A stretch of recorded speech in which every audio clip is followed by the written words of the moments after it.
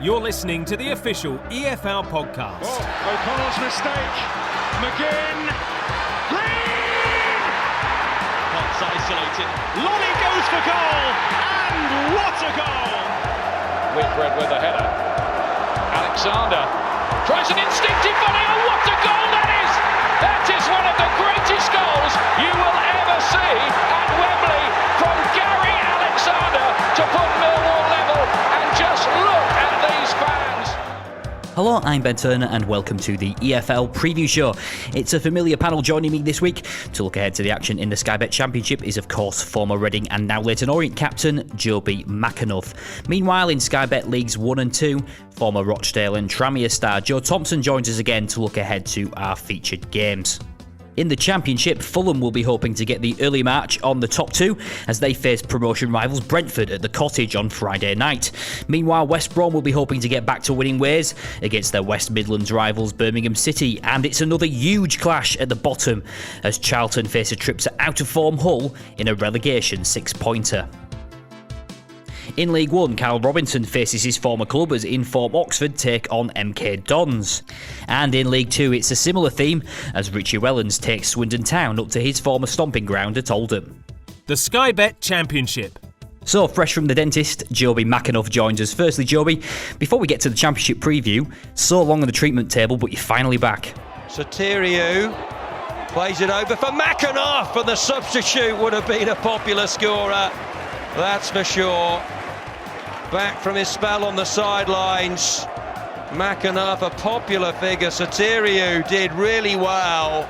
He waited for it to drop, hammered with Purchase. Another good save. How does it feel to be back on the pitch again? Almost scored, as we've just heard as well. Yeah, fantastic. As you say, it's been a long road and a frustrating one. A few false dawns along the way and a few doubts as to whether I would actually get back out there. So, first and foremost, just delighted to get back on the pitch and obviously help the boys get over the line, which was an important win for us as well, which is always the main thing. But of course, on a personal level, absolutely delighted to not just get back, but had a fantastic reception from everyone at the club. I've had great support in terms of doing my rehab and recovery, and I'm really looking forward to the running now, the last 10 games.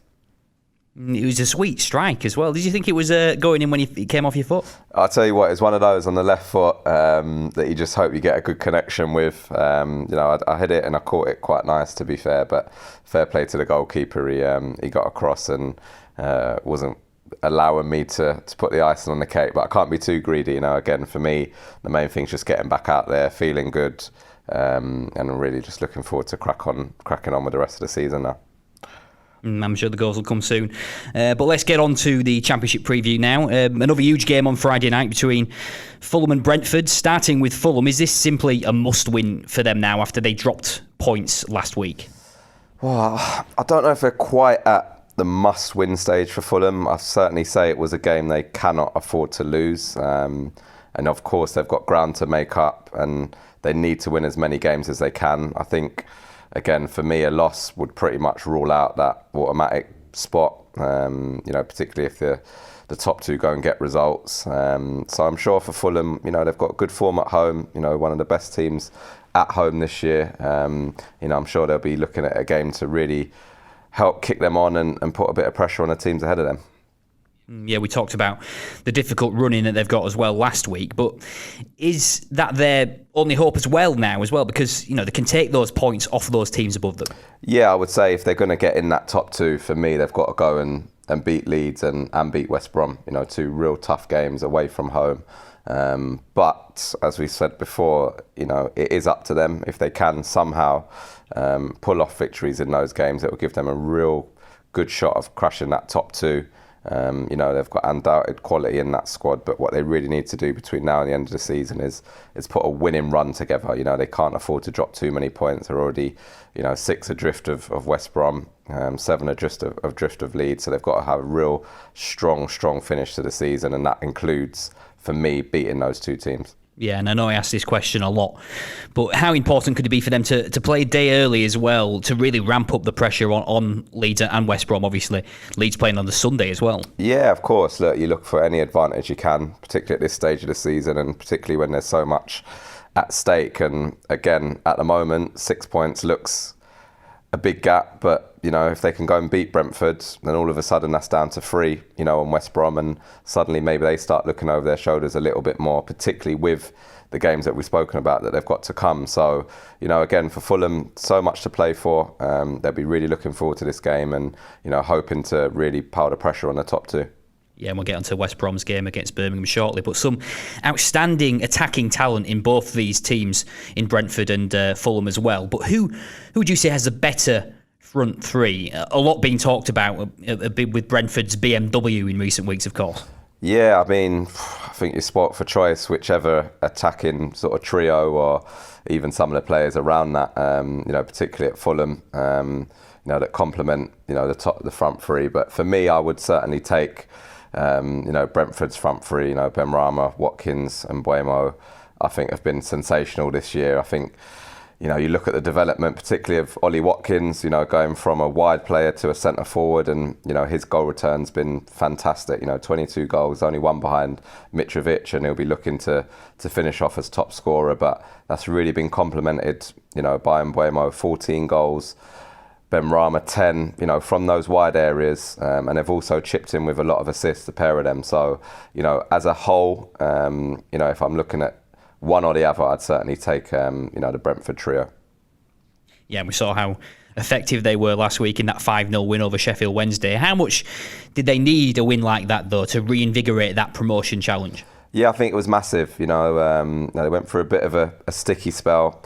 Had threatened, prior to that, to really gate crash that top 2 really and make a real big push. But 4 draws out of 5 games, not winning in that 5, I think really put paid to them potentially getting in the top 2.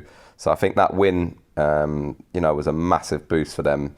The nature of it, 5-0, again, those players that we've spoken about already being instrumental in that, will give them a big boost heading into this game and the fixtures to come. And last time these sides faced each other as well, it was quite a dominant performance and a 1-0 win for Brentford. Will it be different for them going to Craven Cottage, though? You mentioned how strong Fulham are at home. Yeah, I think so. I think it's different stage of the season. A lot more riding on it now. Of course, a game with a lot at stake. But for me, Fulham, this year, again, we touched on it previously. They've got the best record at home when it comes to points taken, and I think there'll be a real tough opposition for Brentford. So I'm really intrigued. I think it'll be a really good test to see how serious Brentford are.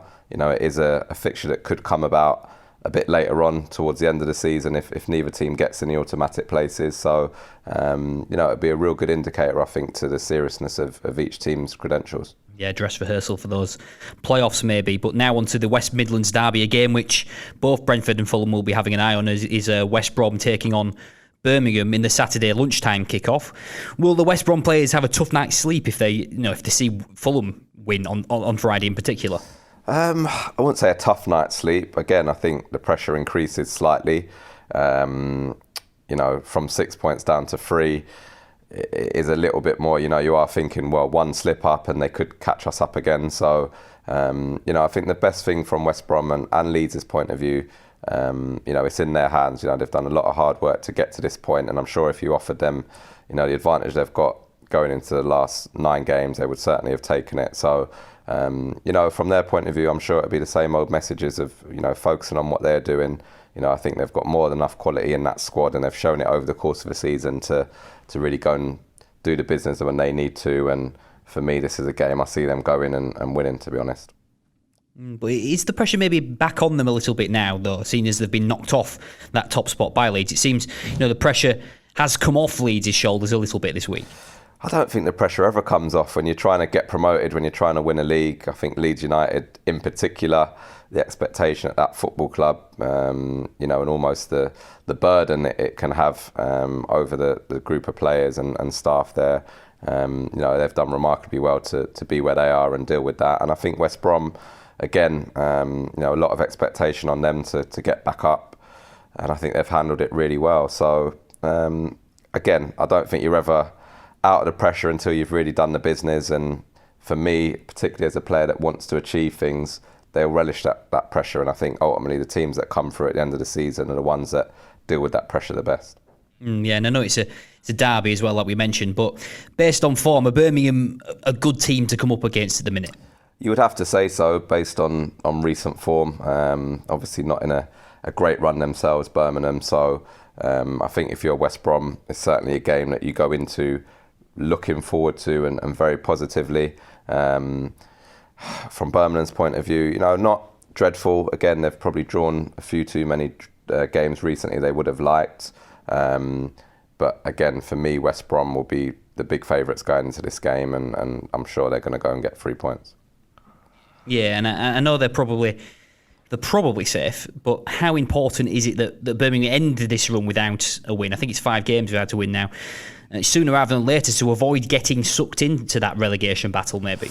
Yeah, I think at any stage of the season when you're going through a sticky patch, as Birmingham are now, you want to try and get out of it as quickly as you can. And, I'm sure that Pep Clotet will be urging his players to try and get that win that will just help them to get away from that position they're in. I really can't see that they're in any real danger of getting sucked into it. You're only talking about probably one more win, 2 maximum to be absolutely sure, I think, in terms of survival-wise. But, you want to get that sooner rather than later so they can really look forward to, the games they've got left rather than, longing for that win. And obviously the longer it takes to come, the more anxious people can get. But, from my point of view, I think, Birmingham are more than safe where they are at the moment. But we've seen with Hull in recent weeks how they've tumbled down the table, and they actually face the likes of Hull, Huddersfield, Charlton and Stoke in their run into Birmingham. Does that make their position a little bit more dangerous? I think if there weren't so many teams below them struggling and fighting to survive, then possibly it would make their position a little bit more precarious. Again, for me, looking at 9 games and they probably only have to get a couple of results, I'd be very confident if I was sitting in that Birmingham City dressing room of making sure we'd be fine.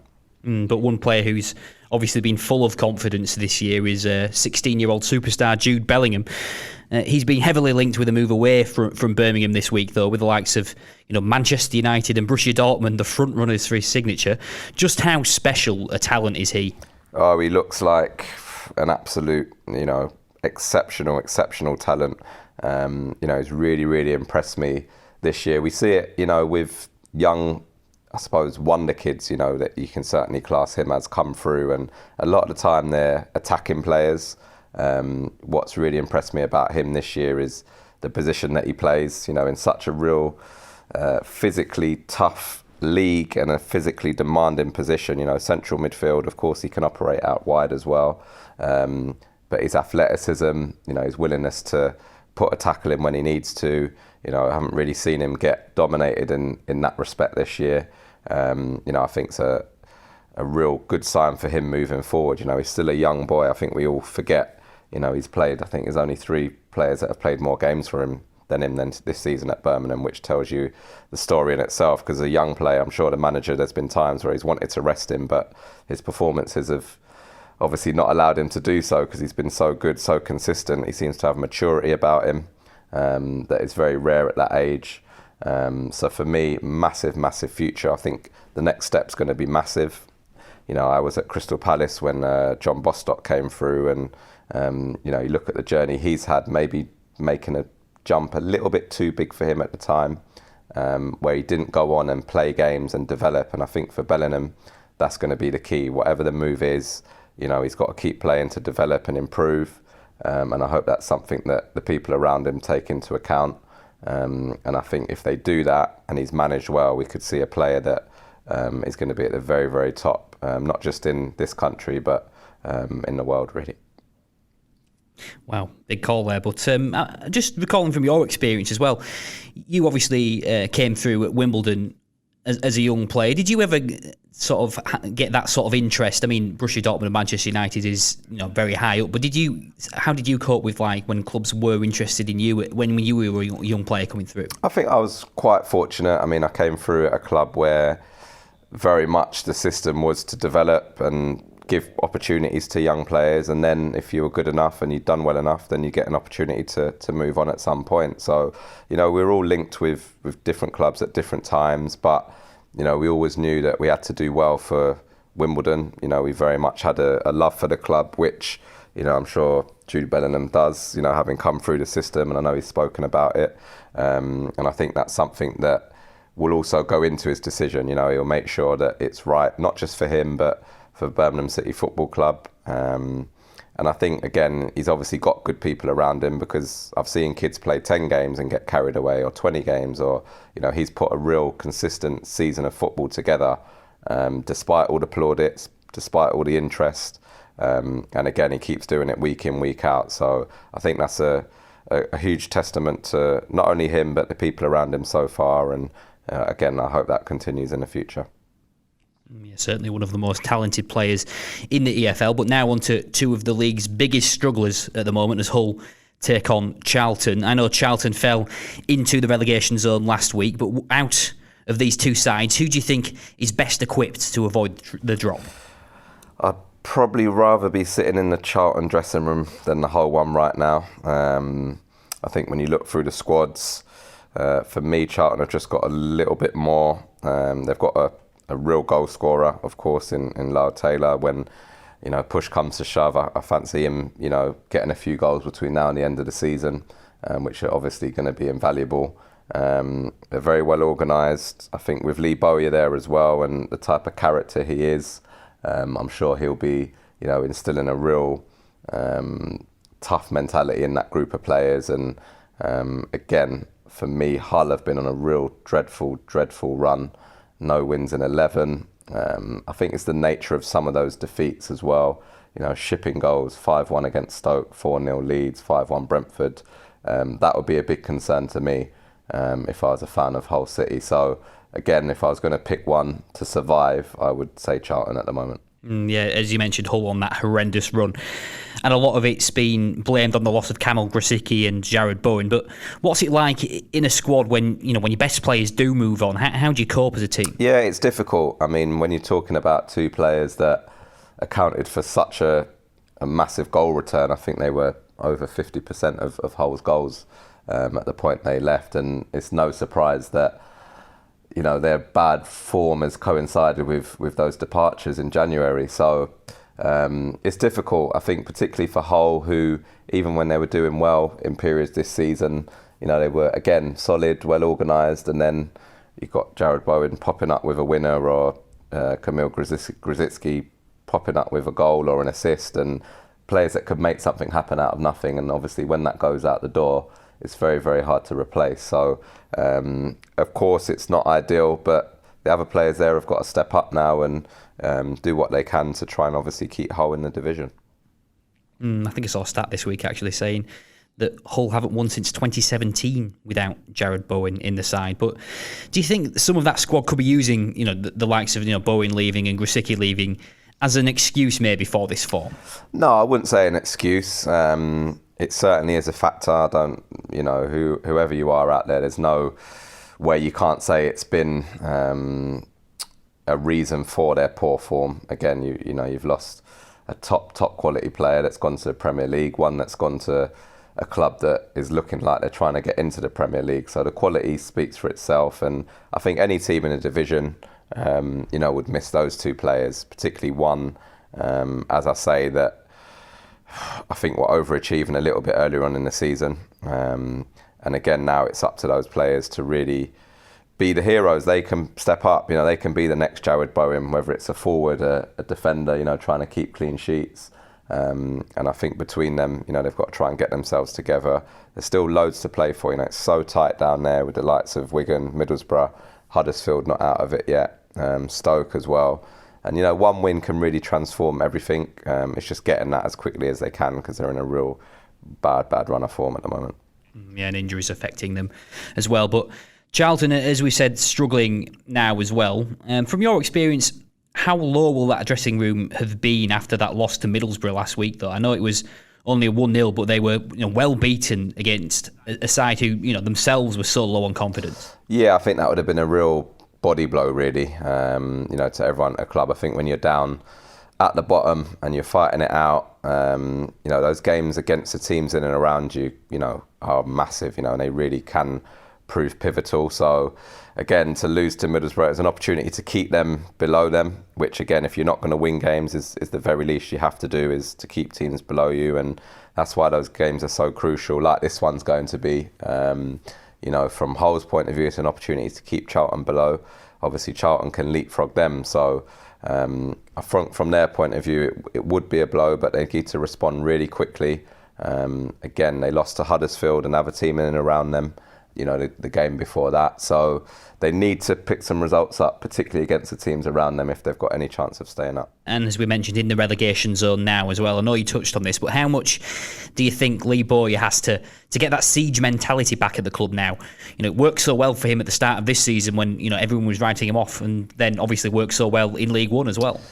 Yeah, I think that's something he knows the club inside out. Clearly the fans are fully behind him. There was obviously a bit of speculation at certain points during the season about him leaving, and obviously a few crazy episodes earlier in the season they seem to have got over, but now that seems to have resurfaced in the last week with all the stuff happening at boardroom level. And again, I think he just needs to use all that to really try and help drive the squad on. I'm sure he'll have that group of players, a tight-knit group around, and again, some things are out of your control. What he's in control of those lads' performances, and I'm sure he'll be doing everything he can, knowing his nature, to make sure that they all fight tooth and nail to stay in this league.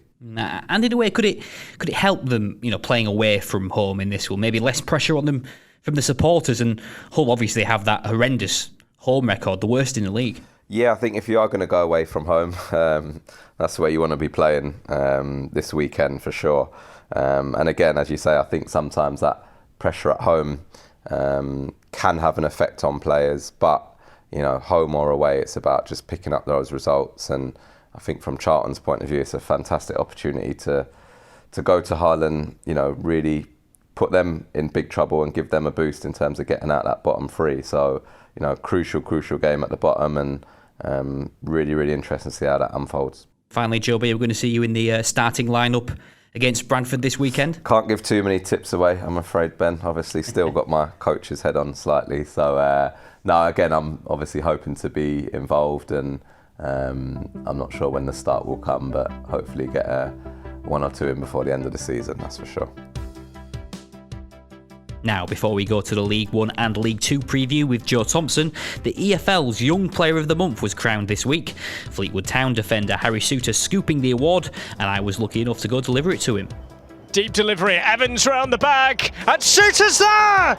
Oh, it had to be him, didn't it? He scored at both ends tonight, but importantly for Fleetwood, it is a leveller here at Fratton Park. Harry, EFL Young Player of the Month, how does that sound to you, first of all? Yeah, it's good. Obviously when I got the text saying I'd won the award, it's a nice feeling, obviously, to get recognised for your performances. But I don't think it was only me that could take the award. I think the whole back four and the keeper have been excellent. And since we've kind of had the new players in January and the new formation, we've kind of settled in quite quickly. And Lewis Gibson on the left hand side, still only 19. He could still be sitting here winning the award. So it's to all them boys at the back who've kept them clean sheets and put us on this run that we're on. Recently, your manager said about you've shown a lot of maturity in your game. How much pride do you take about that side of the way you play? Yeah, I think I've had to grow up a lot since I've came here, and I feel within myself.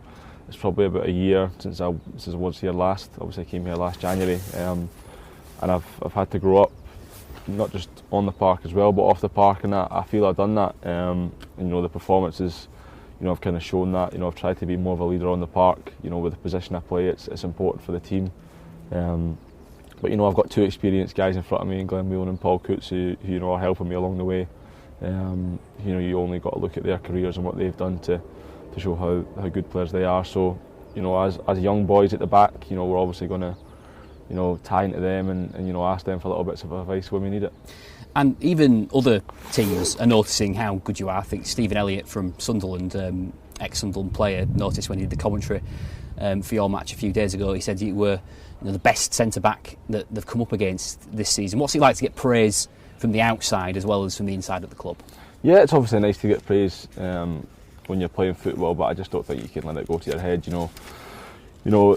As a footballer, you get a lot of good stuff and you got a lot of bad stuff said about you. So you got to take each point with a pinch of salt. Obviously, it's nice when people are talking about you, but you've got to keep your feet on the ground and keep working hard. And we've done nothing yet. We're in 6th position, and there's still a lot of games to go. There's a lot of teams fighting for them positions, but as a group of players and the confidence we have, we believe we can do something this season.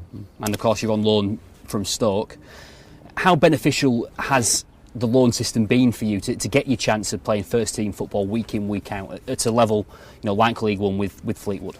Yeah, I was saying to one of the coaching staff the other day, I think it's been perfect. I think it's been everything for both parties. Obviously, I've really tied in and worked hard and came here and bought into what this club's trying to do, and I think other young boys that have came here have done the same. And the loan system has been great for both parties, and it's worked out well. And of course, you've been representing Australia as well through this season. What's it been like to play international football at that level? Just tell us how the chance to play for Australia came about for you.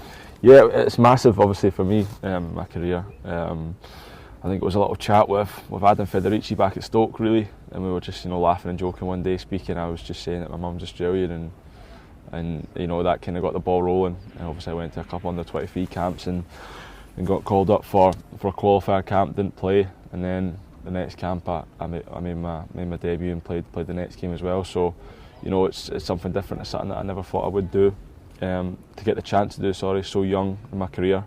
But I have, and I'm grateful for the chances that I'm getting, and hopefully I can kick on and for many years to come. And looking at the way you play as well, obviously you're quite physical in terms of your size. And you scored a goal at the end of the month as well. How much do you utilise that in your game as well? How much of an advantage is that for you? Yeah, like it kind of ties into me maturing a little bit more. Is kind of recognising and my size that I've got and use it more. I think as a kid I didn't really use my size or my strength a great deal. And I think it's just since coming here and playing men's football week in, week out. I've learned off Clint Hill.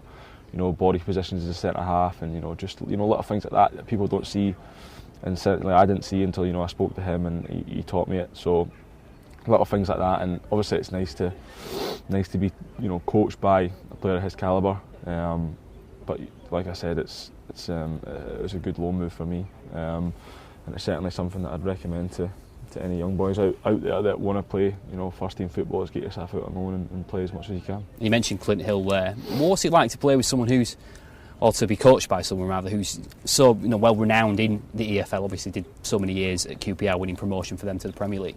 It's massive. It's not just massive for me, it's massive for all the young boys here, especially defenders, Coyley, Lewis Gibson, Cal Connolly.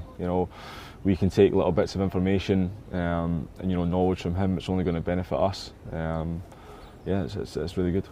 And finally, what are your targets now personally and for the team for the rest of the season? I'm guessing promotion is much on your mind at the minute. Well, yeah, I think we've just got to take it game by game. Obviously we know we're in the hunt, but I think there's a good 10 plus teams in the hunt for promotion this year, so it's a strong league, but like I said earlier, we've just got to take it game by game, and that starts Saturday with 3 points hopefully at home. I said and finally, but how are you going to celebrate winning this award finally? Not much with the game tomorrow, and then the game away at Portsmouth on Tuesday, so just back to work and get the head down and work. Sky Bet League One.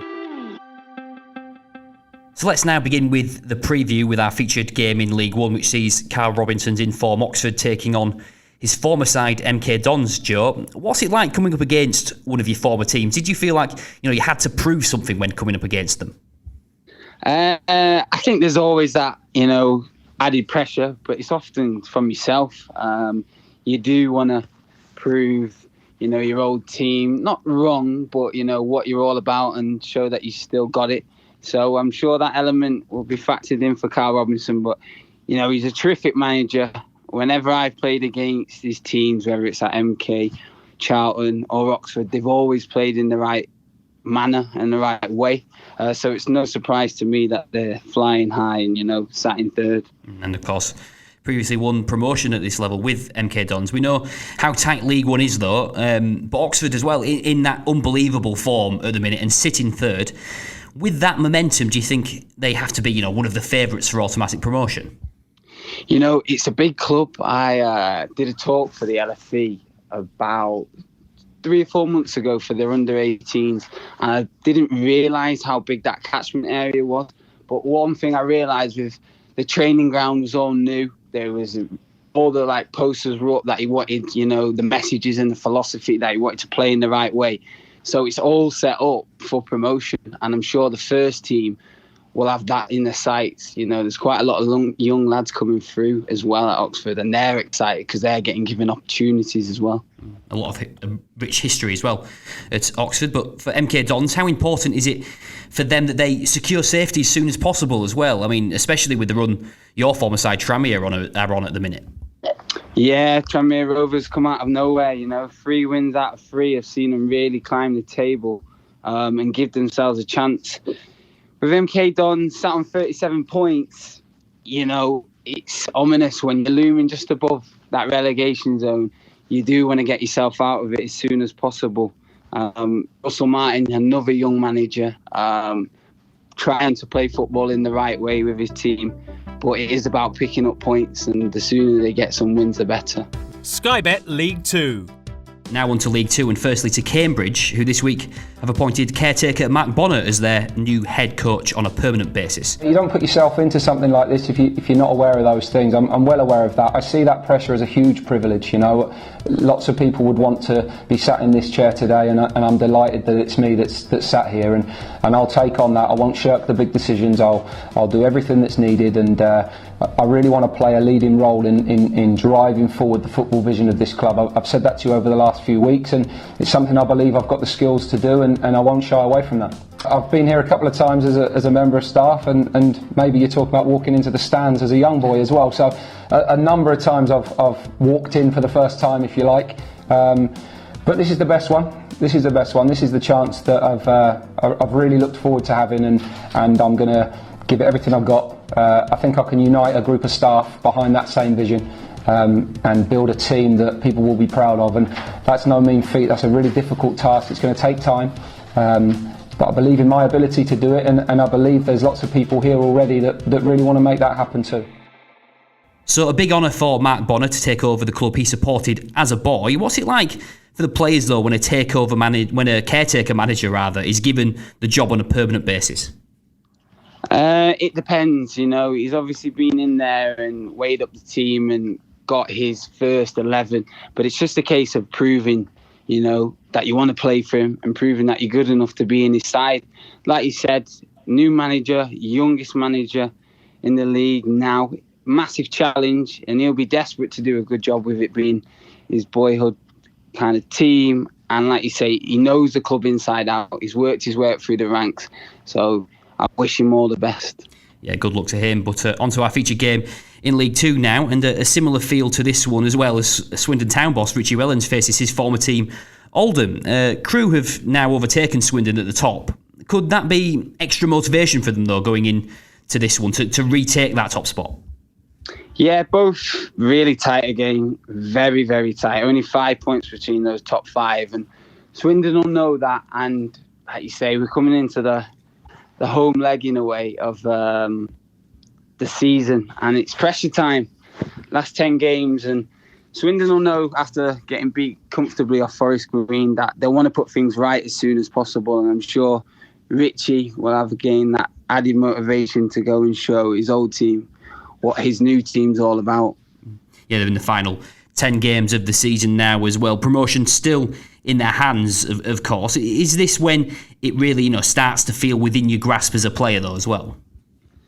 Yeah, it is. And I think it's just about keeping you cool and remaining focused on the job in hand. It is the old cliche, take it a game at a time, but that's all it comes down to. And the manner of the wind, it really doesn't matter at this moment in time. It's about momentum and picking up those maximum points. And final word on Oldham. Obviously, it's been a difficult time off the field for them, but safe from relegation and players playing for contracts as well. So I'm guessing that will be their motivation to perform.